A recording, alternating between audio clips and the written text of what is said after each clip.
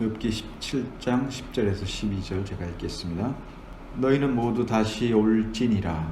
내가 너희 중에서 지혜자를 찾을 수 없느니라. 나의 날이 지나갔고 내 계획, 내 마음의 소원이 다 끊어졌구나. 그들은 밤으로 낮을 삼고 빛 앞에서 어둠이 가깝다 하는구나. 15장에서 대만 사람 엘리바스의 두 번째 변론이 15장에 기록되어 있습니다. 그리고 이 두 번째 엘리바스의 변론에 대한 논박으로서 16장과 17절 욥의 변론이 진술되어 있습니다. 욥기가 변론과 논박으로 그리고 재변론으로 구성되어 있는 그런 책의 성격을 가지고 있고, 여기에는 욥이 실제로 겪은 고난과 그 고난의 의미에 대한 인간의 영역에서는 사실상 알 수 없는 그런 부분에 이르기까지 하나님께서 인생사에 있어서 하나님의 섭리의 손길이 얼마나 깊이 개입되어 있고 얼마나 높은 그의 뜻이 거기에 나타나고 새겨져 있는가 하는 것을 말하면서 세상과 인간사의 또 인생의 본질이 무엇인가에 대한 그런 지혜서와 같은 혹은 잠언서와 같은 또 때로는 시가서와 같은 그런 문체와 문장으로 되어 있습니다. 그래서 뭐 서신서나 이런 것처럼 줄거리를 쭉 이어가야만 그 분위기나 어떤 내용을 잘 이해할 수 있는 그런 성격을 갖고 있지는 않기 때문에 사실상 욥기는 뭐 간헐적으로 다룬다고 해도 그렇게 큰 어려움이나 난해점은 없을 것이다 라고 생각을 합니다. 그래서 우리가 꼭 줄거리를 알아야만 계시의 말씀에 대한 이해가 더 풍성해지냐 하면 또 반드시 그것은 아니라고 할 수가 있어요. 가능하나 뭐 연속해서 본문을 추적해서 따라가는 것이 더 유익할 수는 있겠지만, 하나님 말씀은 마치 인간의 저작들처럼 서론, 본론, 결론이 있어서 그 줄거리들을 차근차근 따라가야만 전체 의미가 들어오는 그런 성격의 텍스트는 아니라는 것이에요. 물론 그렇게 해야만 더 유익한 본문들이 있다고 할 수 있겠지만, 성경은 언제든지 계시의 말씀이고 영적인 교훈과 가르침, 신령한 의미들을 함유하고 있기 때문에 어느 본문, 어떤 문장, 어떤 단어를 가지고서도 하나님의 말씀에 대한 이해를 충분히 우리가 깨달을 수 있는 책이다. 우리가 지난 시간에 이제 시편 31편을 살펴봤는데, 거기서 시인이 하나님께서 하시고자만 한다면 누구도 그의 손길을 막을 수 없고 피할 수 없기 때문에 우리 편에서는 그분의 섭리의 손길을 어떻게 받아야 할지에 대해서 우리가 생각해야 한다, 이런 말씀을 드렸습니다. 욥은 자신이 지금 겪고 있는 이 시련이 그런 의미에서 주께서 하시고자 하는 일이다, 이제 주님께서 일하실 시간이다 라고 하는 것을 그가 확신했다라고 하는 것을 16장 뿐만 아니고 그 이전에도 충분히 그가 고백하고 드러냈습니다. 이것은 우리가 이 땅을 살아나가면서 모든 여러 가지 다양한 일들을 겪으며 우리가 계획한 일들을 시도하고 집행하고 또 우리가 알 수 없는 영역에서 일어나는 그런 수많은 일들에 있어서 하나님께서 하시고자만 하신다면 그가 반드시 이루신다는 거예요. 비록 우리가 볼 때는 그것은 하나님의 성정과 하나님의 거룩하신 뜻과 하나님의 사랑과 자비와 매칭이 되지 않는 것처럼 보여도, 하나님께서 일하시는 시간에 인간은 어떤 수단과 방법과 능력을 가지고 그 시간에 개입할 수 없는 절대적 권세와 권능을 가지신 하나님이시다. 이런 확신이 신자들에게 있어서 굉장히 중요한 그런 관점이다라고 하겠습니다. 그래서 주님께서 일하시는 시간이다라고 확신했을 때 주님께서 어떻게 일하시느냐?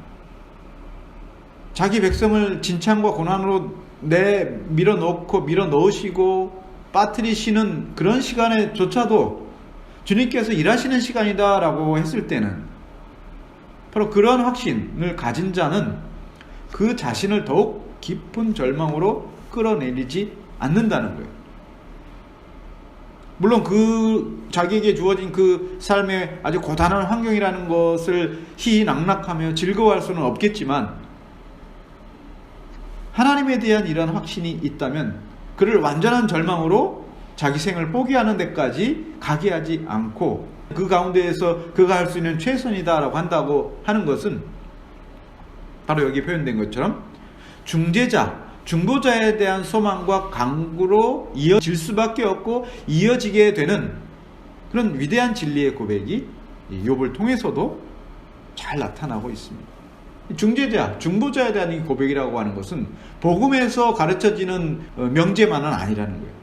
이미 구약의 백성들도 하나님을 정확히 인지하고 확신했던 사람들에게 있어서는 이 중재자의 필요성에 대해서 간헐적이지만 고백하는 그 내용들이 계속 나타나고 있다는 것이죠.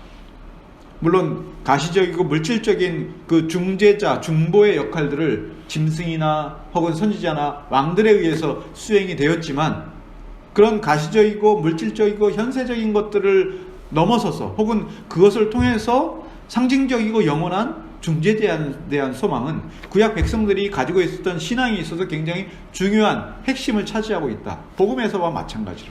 그러므로 구약의 구원의 방식과 신약의 구원의 방식은 하나다라고 하는 것이죠. 이 히브리서의 핵심이죠. 그래서 욥은 이미 자신의 일생이 그저 이렇게 속절없이 끝나는구나 라고 하는 그런 절망감과 그런 포기하는 그런 고백이 아니라, 마치 하나님께서 이제 사용하시는 그 사용 기간, 그 용도로서의 사용 기간, 유효 기간이 다 이제 됐다. 이제 더 이상 하나님께서 나를 여기에 두실 이유가 없다라고 하는 그런 점에 있어서 욥은 자신의 마지막을 이렇게 재촉하는 것처럼 17장을 시작을 했습니다. 욥의 이러한 태도 속에는 이제와 오는 세상에서 그 어떤 소망도 불빛도 소망의 불빛도 발견하지 못하고 그저 주저앉아버리는, 완전히 포기해버리는 허무주의자들과 달랐다는 것이에요. 비록 자신의 지난 영화로운 삶은 이제 완전히 쇠락했고 자신의 삶에 대한 수식어처럼 남아있었던 정직하고 경건한 삶의 흔적들조차도 저작거리 사람들의 입에 오르내리는 조롱으로 바뀌었다. 그리고 이웃과 친구들에게조차 그의 신앙과 삶과 어떤 내면의 어떤 부분들조차도 인정받지 못하게 되었을지라도 그의 생의 마지막 종착점에 이를 때까지 욥은 자신에게 주어진, 하나님으로부터 주어진 그 길을 갈 때까지 가야 한다라고 하는 것을 그는 알았다는 거예요. 비록 죽기를 원하고 죽기를 바라는 그런 마음을 토로했지만 그것은 절망에 찬 혹은 염세주의자나 허무주의자들처럼 자기 생명을 내 던지는 것이 아니라 하나님께서 다 사용하셨으므로 하나님께서 거둬가실 때 거기에 저항하지 않겠다는 거예요. 처음에 욥이 자기의 모든 것들을 잃고 주신 자도 여호와시고 거둬가신 자도 여호와시다라고 하는 이 고백은 비록 그 순간에 툭 튀어나온 그런 말일 수 있겠지만, 그가 가졌던 그 신앙의 요체, 하나님과 자신 사이에 맺어졌던 그 확고한 언약에 기반한 자신의 신앙의 요체가 무엇인가, 그것은 결국 자기 인생의 본질이 무엇인가에 대한 정확한 고백이다라고 할 수 있겠습니다. 그래서 이것은 단순한 고집이나 어떤 신념에 불타오르는 그 순간적인 열정, 한때 열정이 아니라 보이지 아니하시는 그 하나님을 향한 강한 신뢰가 그 밑바탕에 깔려있고, 또 그분으로부터 주어진 그 소망에 대한 약속, 그 소망의 약속에 대한 확신 외에는 다른 걸로 설명할 길이 없다고 하는 거예요. 이건 우리도 역시 마찬가지입니다. 우리 삶에 대한 열정, 삶에 대한 애착, 이게 어디서 나오느냐? 바로 이런 차원에서 우리 삶에 대한 애착을 설명할 수 있어야 됩니다. 마치 달관한 사람처럼 참 고달픈 이 세상 하나님이 빨리 불러가셨으면 좋겠다라고 하는 그 고백은 그런 면에서 아주 무책임한 말일 수가 있다는 거예요. 하나님께서 끝내지 않으실 때, 하나님께서 끝내실 때까지는 우리 삶에 대한 애착을 가지고 그 삶을 통해서 하나님이 나를 사용하시는 그 이유와 목적을 충실하게 수행할 그런 의무와 책임이 있는 존재지, 마치 내가 언제든지 던져버리면 없어지고 사라져버릴 삶이 아니라는 거예요. 하나님이 그렇게 정하셨는데 우리가 그것을 값어치 없게 내던질 이유가 없고, 그것은 하나님한테 아주 불경한 표현이 될 수도 있다는 거죠. 만일 우리가 얻으려고 하는 소망이 그저 얼마간 참고 견딜 때, 살아가는 도중에 이 땅에서 그것을 우리가 얻을 수 있는 그러한 것이었다면 아마 끝까지 이 신앙을 붙들고 그 길을 간 사람은 아무도 없었을 것이다 라고 하겠습니다. 그런 것들로 위로를 받는 것이 우리 신앙의 본질이라면 그렇게 끝까지 갈 수 없었을 것입니다. 물론 간헐적으로 하나님께서 우리에게 용기를 주시고 격려하시기 위해서 이 땅에 소용되는 필요들을 채워주시기도 하고 위로도 받게 하시는 그런 일들을 하지 않으신다는 것은 아니에요. 그러나 그것이 우리가 이 신앙을 계속 붙들고 가야 하는 가장 큰 원동력으로서 우리에게 주어지는 그런 선물의 성격은 아니라는 것입니다. 따라서 욥이 여기서 묻는 것은 찾을 수 없는 지혜, 그리고 끊어진 소망, 짙어진 어둠이라고 하는 이 세상의 본질에 관한 것이고, 바로 그러한 것들 속에서 그가 찾아야 했던 것은 아무것도 없다라고 하는 이 역설적인 고백이 이 본문 3절을 통해서 나타나고 있습니다. 오늘은 지혜에 대한 말씀을 여기서 풀어가 보도록 하겠습니다. 하나님은 지혜를 뽐내는 자들을 권세나 재물을 뽐내는 자들만큼이나 큰 허물로 여기시고 그들을 책망하셨어요. 선지자 예레미야를 통해서 하나님께서 이렇게 말씀하시죠. 지혜로운 자는 그 지혜를 자랑치지 말라. 용사는 그 용맹을 자랑치 말라. 부자는 그 부함을 자랑하지 말라. 이 세 가지 안에 모든 자랑과 이렇게 교만이 다 함축되어 있습니다. 지혜와 용맹과 부함. 세 가지라면 우리 삶에 있어서 자랑하고 드러내고자 하는 모든 사안들이 다 여기 이 세 가지 안에 함축될 수 있겠죠. 지혜와 용맹과 부함을 함부로 자랑하지 말라. 욥과 그의 세 논족들은 서로를 향해서 누가 참된 지혜자인가, 그리고 무엇이 참된 지혜인가를 계속해서 논쟁해 왔어요. 처음부터. 참된 지혜에 관한 성경의 수많은 교훈들이 이미 여러분이 알고 있는 내용들이 많이 있겠지만, 그 속에서 한마디 말로 요약하자면 바로 이 말씀에 우리는 결론적인 어떤 내용을 가질 수 있겠죠. 여호와를 경외하는 것이 뭐냐? 지혜의 근본이다. 다시 말하면 지혜가 뭐냐라고 했을 때, 지혜라고 하는 것은 바로 여호와를 경외하는 것에 있다, 이것이죠. 시편과 지혜에서 이렇게 많이 등장하는 내용입니다. 이것은 지혜가 경외하는 것이다 라고 하는 점에서 욥과 세 논족들 사이에 아주 중대한 차이점을 시사하는 그런 말씀이다 라고 하겠습니다. 지혜의 근본이 무엇이냐? 그것은 여호와를 경외하는 것에 있다라고 했을 때, 욥이 가지고 있었던 그 지혜의 본질과 세 사람이 가지고 있었던 그 지혜의 본질 사이에 아주 중대한 시각의 차이가 있다라고 하는 것을 우리는 볼 수 있어야 되겠습니다. 시인과 선지자들이 지혜의 근본을 여호와를 경외하는 것이다 라고 했을 때, 이 경외함이라고 하는 것은 무엇인가? 이 하나님을 경외한다, 여호와를 경외한다 라고 하는 것은 어떤 종교적인 행위나 그에 따르는 그 예법을 두고서 여호와를 경외하는 것이다, 경외한다 라고 하는 것을 말하는 것은 아니에요. 단지 몇 가지 종교적인 그 예법을 수행했느냐의 여부가 여호와를 경외하는 것으로서 그가 지혜를 가지고 있느냐 아니냐를 판별하고 분별하는 그런 가치 기준이 아니었다는 말씀이겠죠. 여호와를 경외한다는 것은 뭐냐? 그분이 누구이신가를 아는 것이고, 그분을 안다는 것은 뭡니까? 그분을 안다는 것은 그가 자신에 대해서 나타내고 알려주신 길을 아는 것이고, 그 길을 알 뿐만 아니라 그 길과 명령, 즉 도리를 따라서 마땅히 살아가는 것이고, 마땅히 살아가는 것은 단순히 우리의 유익과 즐거움을 위해서가 아니라 그분께 드려야 할 영광과 찬양을 드리는 그러한 삶으로 살아가는 것, 이것을 내포할 때 바로 여호와를 경외한다, 지혜의 근본으로서 여호와를 경외한다라고 하는 이 말 속에 전개되고 있는 그런 내용이라는 거예요. 예배에 참여했다고 해서 그걸 여호와를 경외한다라고 하는 것에 전부가 될 수 없다는 거예요. 찬송을 부른다고 해서, 기도를 한다고 해서, 성경을 읽는다고 해서 그것을 여호와를 아는 그 지식의 지혜의 충만함으로 그를 경외하는 것이 그를 안다, 이렇게 말하기에는 너무 단순화시킨다는 거예요. 너무나 단순화된다는 거예요. 그렇게 가볍거나 그렇게 쉽지 않습니다. 제가 지난 시간에 말씀을 드렸죠. 하나님이 은혜라고 하는 말을 함부로 쉽게 할 수 있는 그런 말이 아니라 그랬습니다.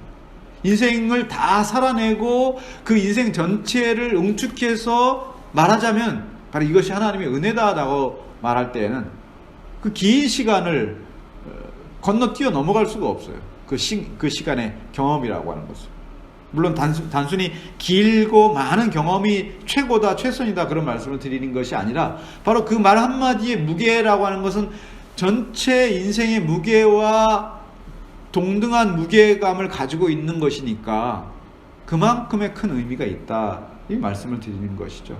여호와를 경외한다는 말도 주일날 예배 시간에 이렇게 참여하는 것을 여호와를 경외하는 것이다 라고 했을 때 그 말 속에는 어떤 무게감이 담겨져 있습니까? 바로 월요일부터 토요일까지 하나님의 백성으로서 믿음을 가지고 경건의 어떤 그 모양과 능력을 유지하려고 몸부림을 쳤던 그 처절한 한 주간의 그 삶의 모든 시간과 수고와 노력과 그 다음에 고민과 번뇌, 괴로움, 이런 것들이 그 무게감으로 거기에 탁 놓여 있는 거죠. 아무 생각 없이 그저 기계처럼 왔다 갔다 하면서 쭉 앉아 있는 것은 그냥 오히려 하나님을 불쾌하게 만드는 것일 수 있어요.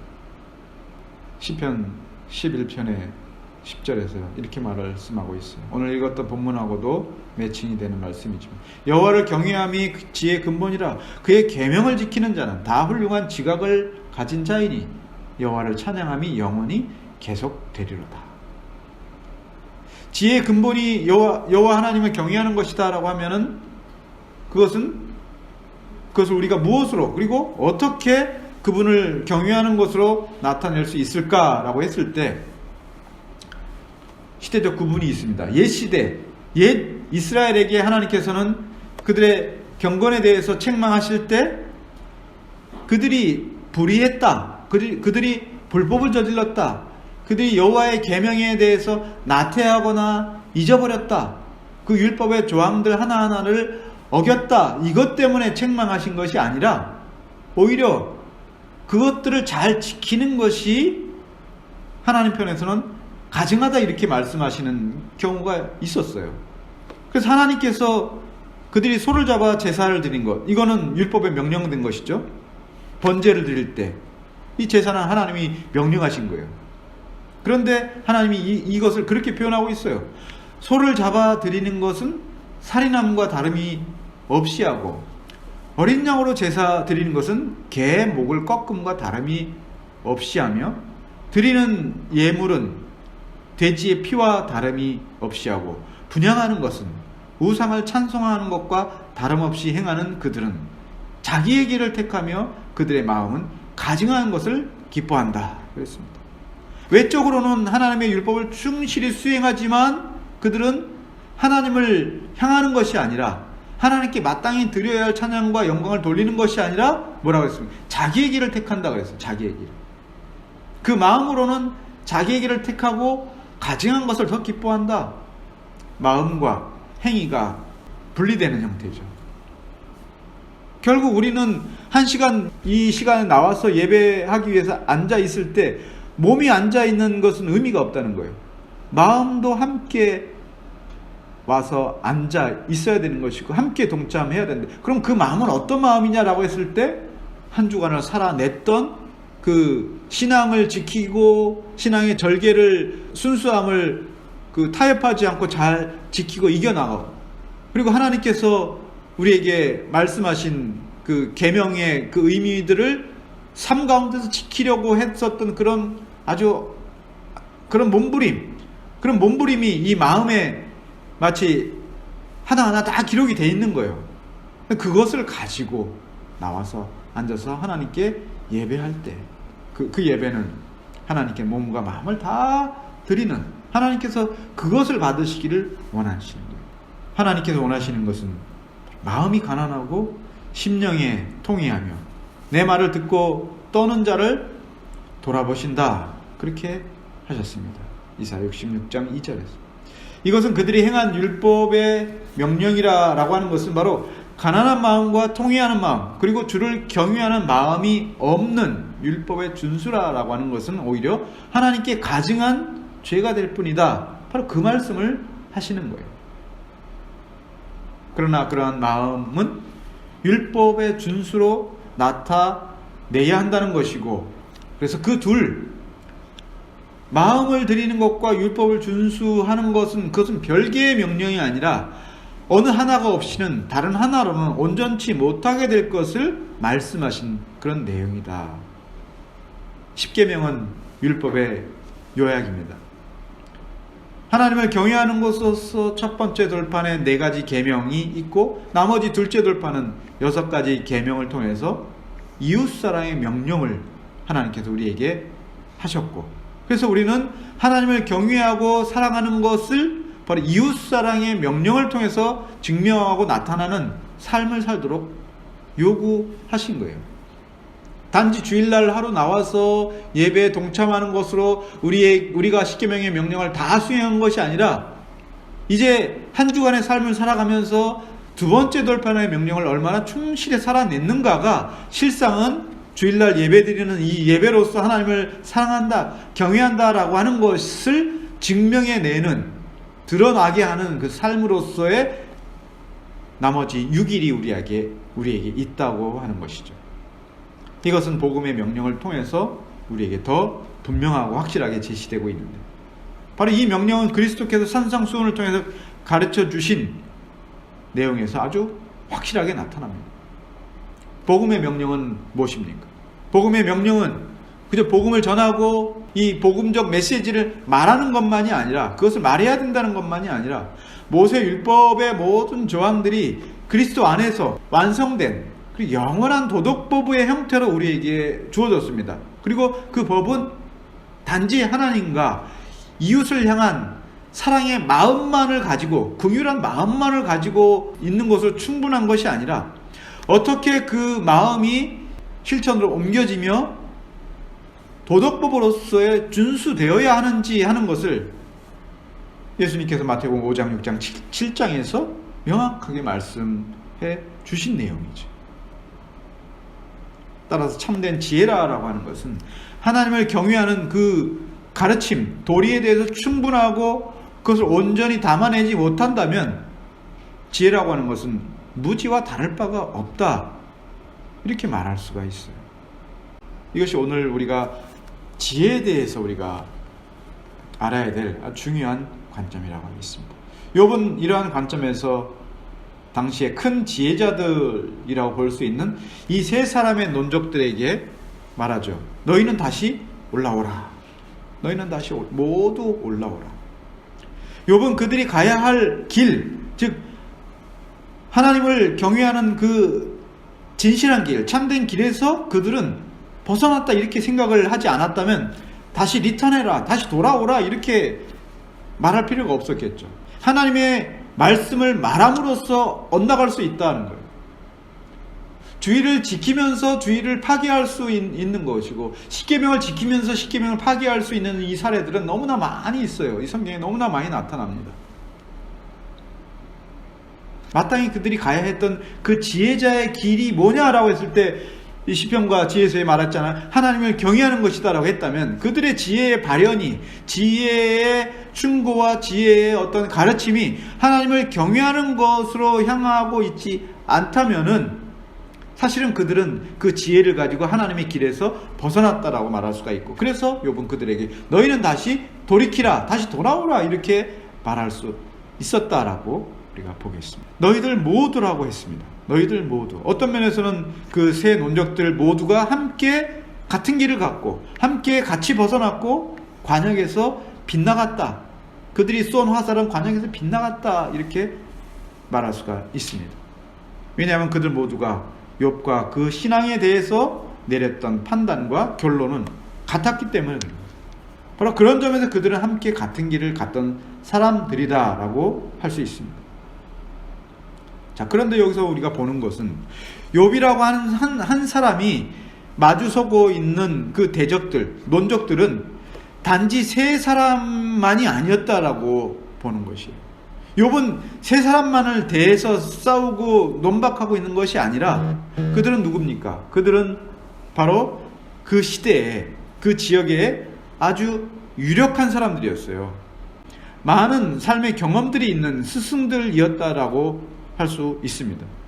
이것은 바로 그때 여호와를 경외하는 사람들의 신앙관을 바로 그 세 사람이 대표하고 있는 것으로 우리가 가정한다면, 그들이 말하고 있는 그 신앙의 가치들, 하나님에 대한 그 가르침들, 이런 것들은 그들 세 사람뿐만 아니라 그들을 존경하고 그들을 따르고 그들에게 배운 많은 평범한 사람들이 그들 뒤에 있다라고 하는 것이고, 이것은 뭘 말합니까? 바로 그들 뒤에 그 시대에 하나님을 신앙하는 그 시대상이 그 배경처럼 버티고 있다라고 본다면은, 욥은 세 사람의 논적과 하나님의 진실한 신앙에 대해서, 하나님의 참된 그 섭리에 대해서 변호하는 것이 아니라 그 시대가 하나님을 보는 그 섭리와 그 시대가 하나님에 대한 신앙에 대해서 말하는 바와 대적하는 형국으로 그렇게 놓여 있다라고 보는 것이죠.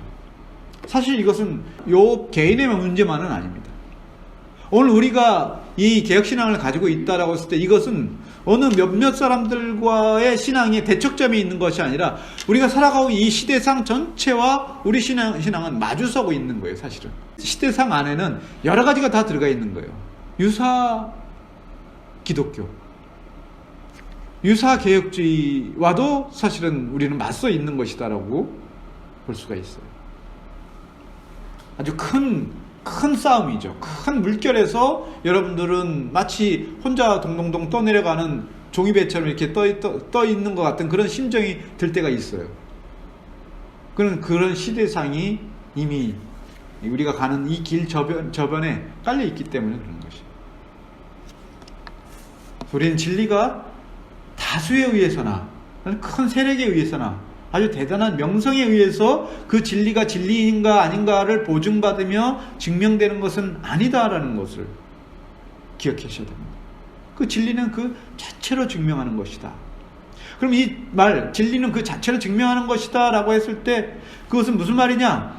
하나님의 진리에는 어떤 수사나 수식어나 보탬으로 그것이 진짜 진리가 되거나 진리로 인정받는 그런 것이 아니라 하나님께서 말씀하신 것 그 자체가 곧 진리고 그것은 어떤 증명을 필요로 하지 않는다는 거예요. 우리가 진리인가 아닌가 여부를 찾아내서 그것이 진리구나라고 하는 것을 발견하는 것이 아니라 그저 그것을 발견한 사람, 은혜로 주어진 사람이 그것을 발견하는 것, 그것뿐이에요. 저나 여러분들이 뭔가 대단해서 정말 인격적이나 지식으로나 뭐 지성으로나 뭔가 대단해서 이 신앙을 우리가 발견해낸 것, 붙잡아낸 것이 아니라 이미 여러분이 붙잡았을 때는 이미 그것은 이미 주어진 그 은혜의 성격이 있다. 요즘 소위 개혁주의 신앙을 가지고서 그것을 자기 이익으로 삼는 사람들이 있어요.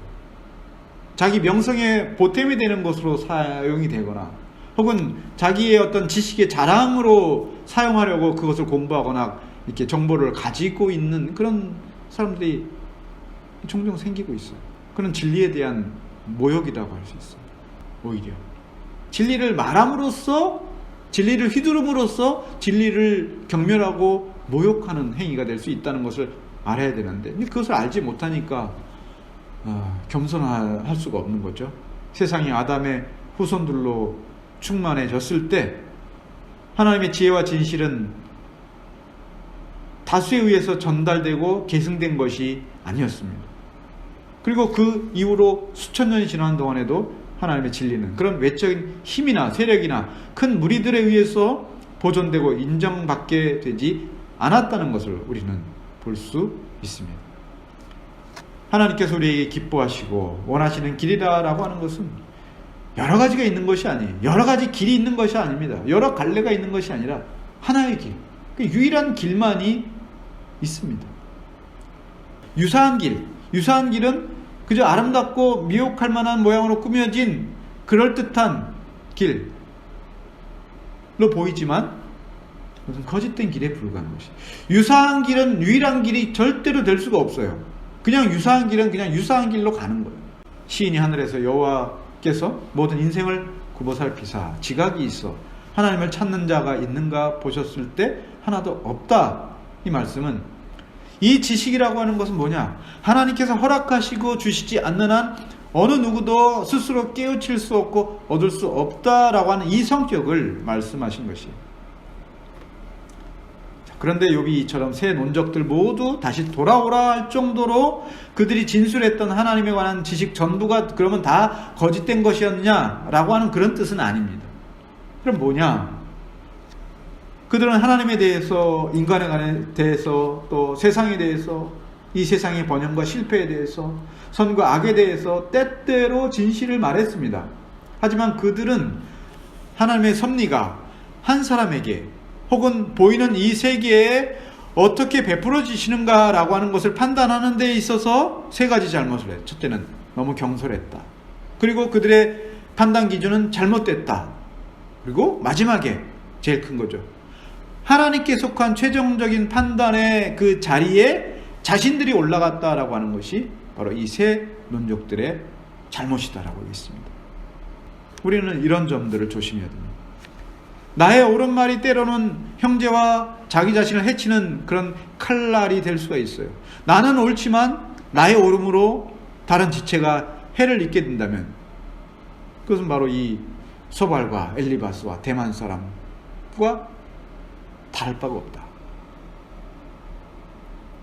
자신의 정당함과 옳음을 주장함으로써 형제를 실족해 한다면 그 정당함과 옳음은 교만의 열매 외에 다른 것이 아닙니다.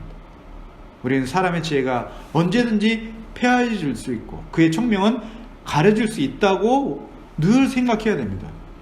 세상의 어떤 사람도 부와 명예와 권력을 언제든 자기가 원할 때 자기가 원하는 만큼 가질 수 있다 이렇게 장담하는 사람은 아마 거의 아무도 없을 것입니다.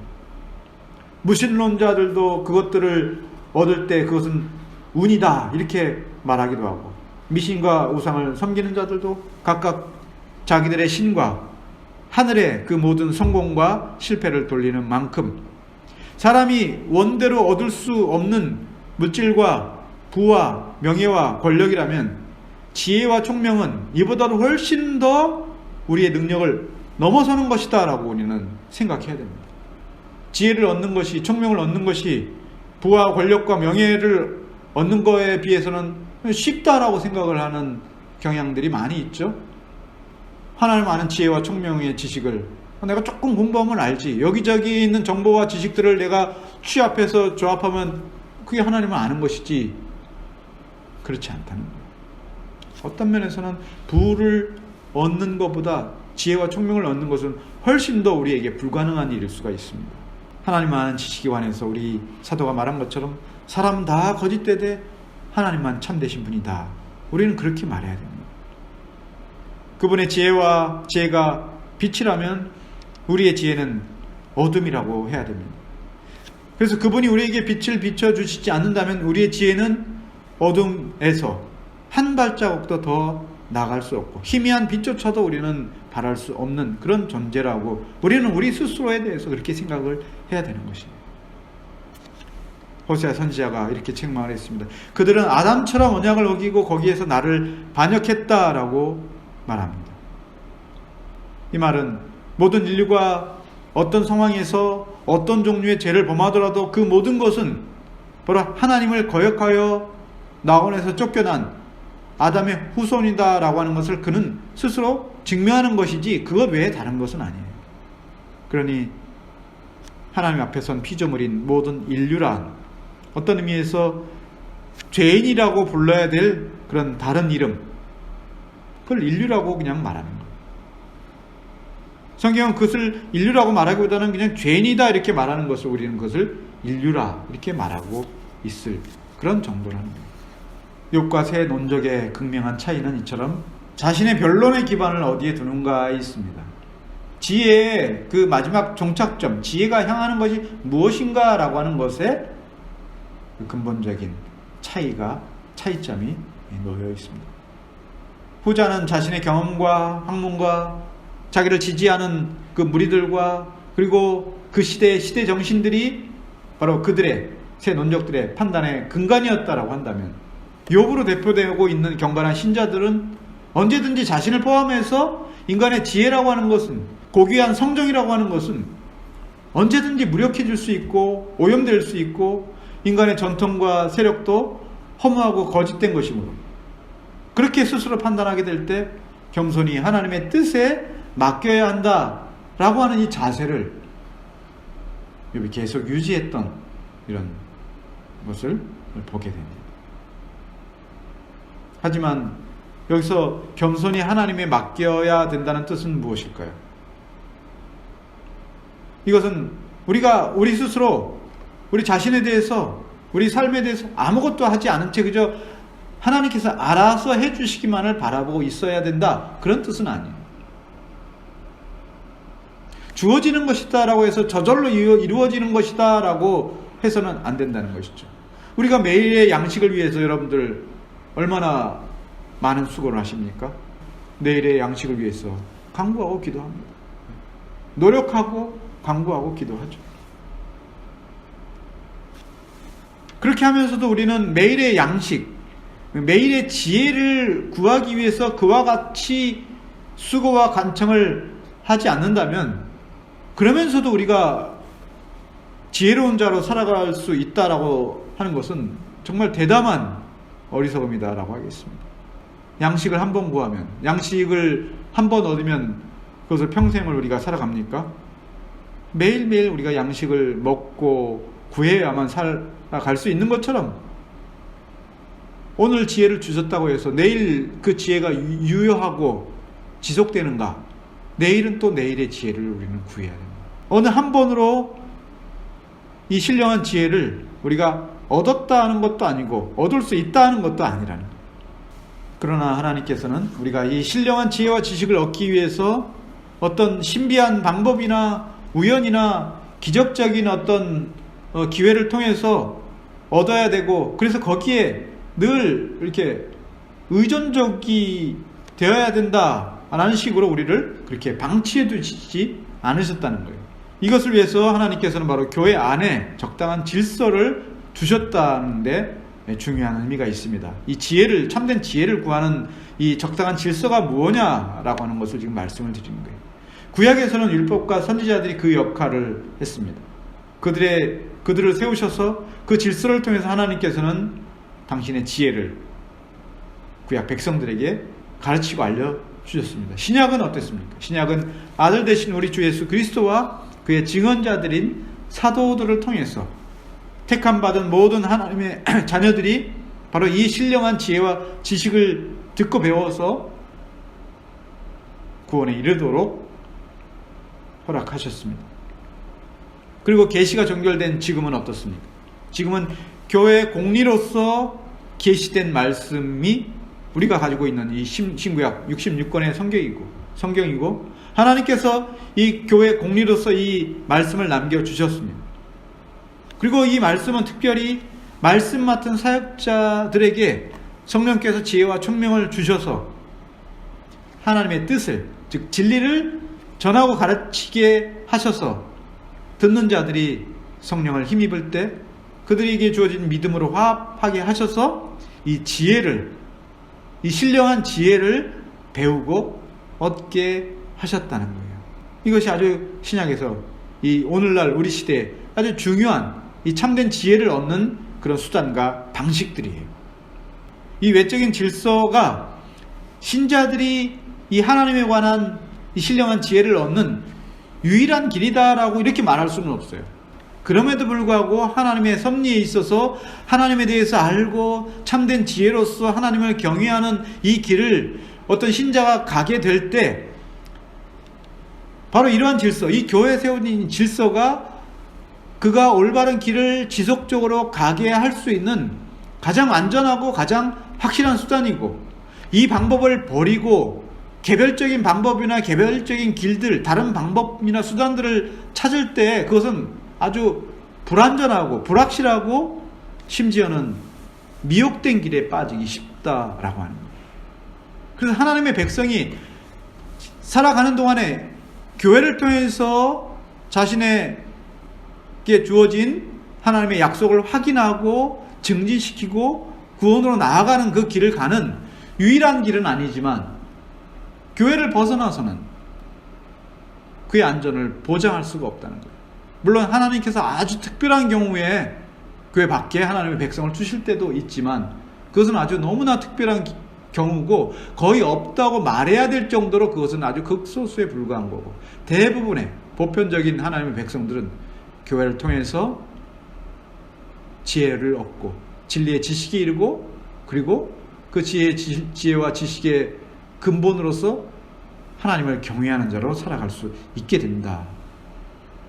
그래서 우리는 필연적으로 교회와 함께 가지 않을 수가 없는 것이고, 그런 의미에서 한 지교회에 속한다라고 하는 것은 신자들이 이 세상을 살아갈 때 하나님의 백성으로서 온전하고 건강하고 안전하게 가는 그 일에 있어서 대단히 중요한 기관이다라고 하겠습니다. 따라서 우리가 하나님을 아는 신령한 지식을 분별하는 데 있어서 전하는 자의 경력이나 지위나 명예나 그 밖에 외적인 어떤 조건들에서 찾지 말아야 할 것입니다. 말과 그 행실에 진실하면서 찾아야 합니다. 사단이 교회를 무너뜨리려는 지난 긴 세월 교회 역사 가운데 세상의 모든 도전과 방해에도 불구하고 하나님께서 지키고 보호하시고 남기신 그 신앙의 유산들 속에서 하나님의 역사가 있다, 이것을 발견할 수만 있다면 오늘 우리가 하나님을 경외하는 것으로서의 참된 지혜를 가질 수 있는 그런 신앙의 여정, 이것이 주님의 몸된 교회와 함께 가야 된다라고 하는 이런 깨달음을 오늘 우리가 가질 수 있게 될 것입니다. 낡은 시대는 가고 또 새로운 시대가 옵니다. 옛적부터 인류는 새로운 시대를 맞이할 때마다 점점 더 새로워지고 나아진 것처럼 보이지만 실상은 그렇지 않다는 것입니다. 그리고 오늘 우리가 겪고 있는 이 변화의 시기에 이 어려움이 끝나고 나면 맞이하게 될 새로운 시대는 또 우리에게 무엇을 기다리고 있을까? 인간의 지혜는 어떤 면에서는 이제 한계에 다다른 것처럼 보입니다. 그래서 어디에도 우리를 구할 수 있는 지혜자는 이 세상에 없을 것이고 또 다른 지혜의 길도 없을 것이다. 이 성경의 결론입니다. 욥이 그의 논족들에게 다시 오라, 다시 돌아오라 라고 하는 이 소리는 그런 의미에서 복음으로 돌아오라는 그 초대처럼 읽혀질 수가 있습니다. 그래서 오늘 욥이 말했던 것처럼 너희는 모두 돌아오라 라고 하는 이 선지자의 작은 한마디의 말이 오늘 우리의 삶이 진리로 초대하는 그런 말씀의 성격으로 우리가 봐줄 수만 있다면 우리는 이 말씀을 듣고 우리 삶을 제자리로 돌아오게 하는, 회복하게 하는 그런 주님의 음성으로 받으시는 그런 여러분들이 되시기를 바라겠습니다.